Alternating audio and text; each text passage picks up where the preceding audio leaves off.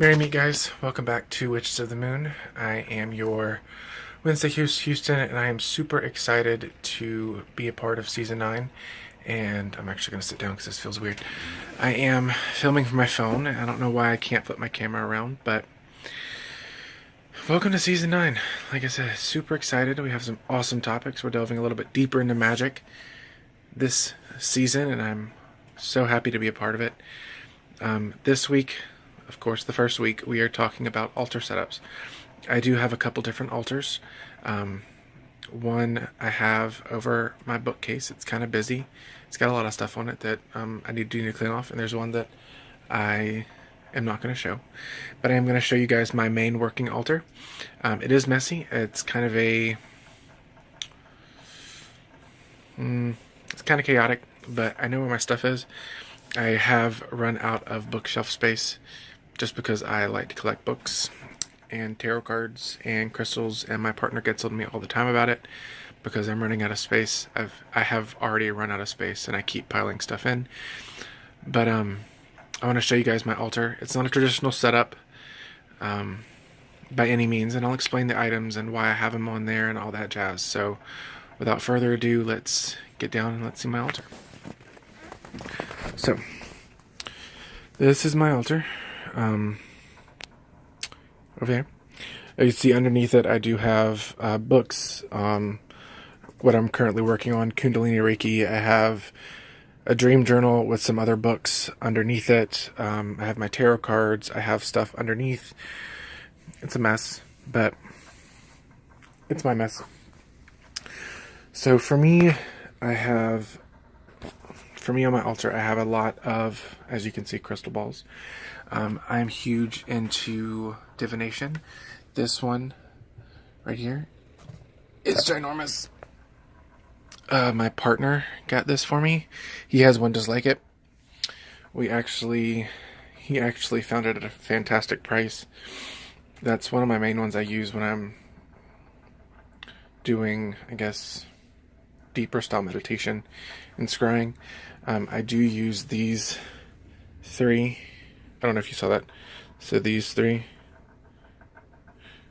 as well. This one I just got, and I have it focused on something for a magic purpose. And then I have a pyrite spear with a spell that I'm working on. So I don't have traditional god and goddess sides. I'm going to switch this so it's even, so it's that way. That'll be easier to see. Sorry. So what I do have is I have these little guys. We had these at work, and I thought they'd be kind of cute to represent the god and the goddess. So the goddess is the black and the god's the white. I have a rose quartz pendulum and a black tourmaline pendulum. A rose quartz pendulum for the goddess and a black tourmaline pendulum for the god. I do have some different incense holders. I don't really use them. They're more for decoration. I have the star, a star one right here. I think it's a star and a sunshine. Some rose quartz and some amber and a goddess symbol for the goddess. I have a chakra kit that I keep on my altar that's charged. I have a powwow power stone that I have charged myself. A Mexican onyx that a friend gave me. It eludes happiness. I have a selenite tower, a agate point.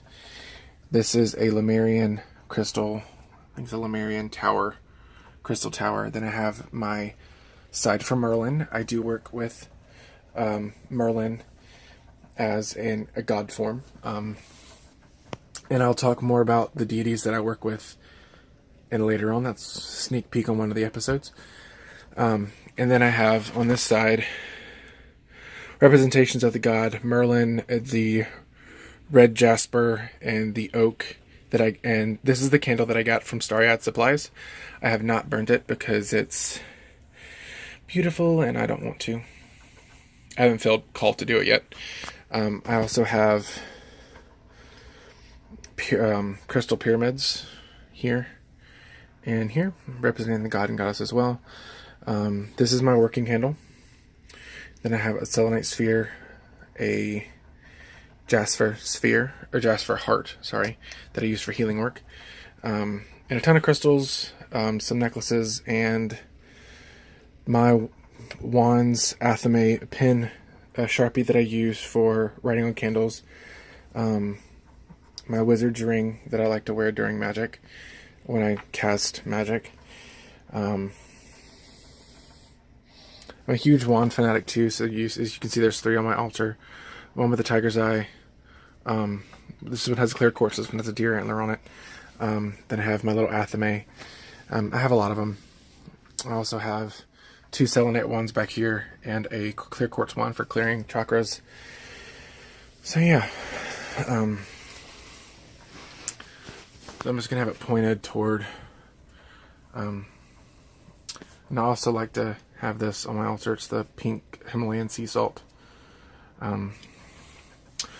Just have this pointed towards my altar and just talk a little bit.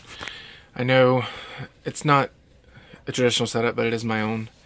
I don't celebrate the Sabbats, but I do clean off and change the cloth underneath it about maybe 3 or 4 times a year, depending on the season and the energy I feel. I'll change it out, which I guess will need to be soon. I'll change it from winter to something more spring-like.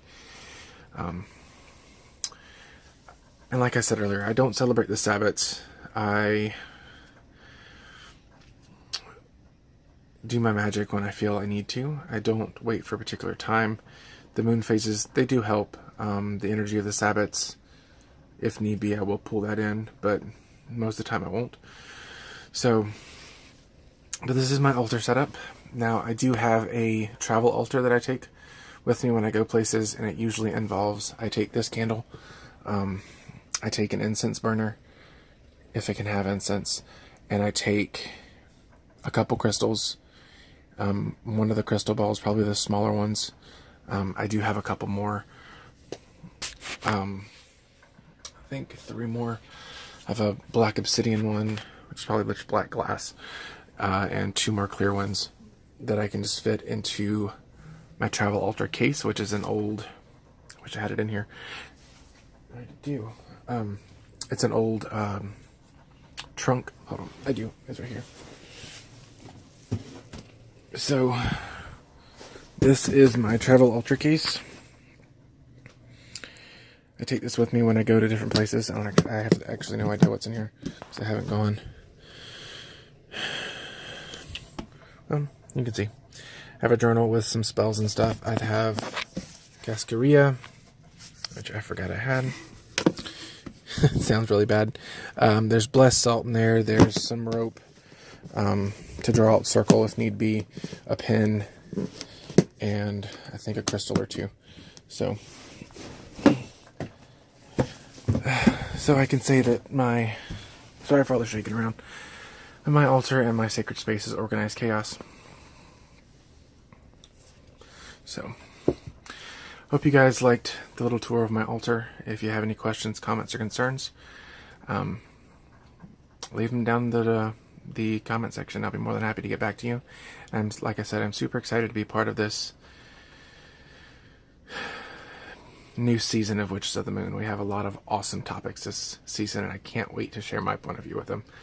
Hope you guys have a great rest of your week, and until next time, many blessings.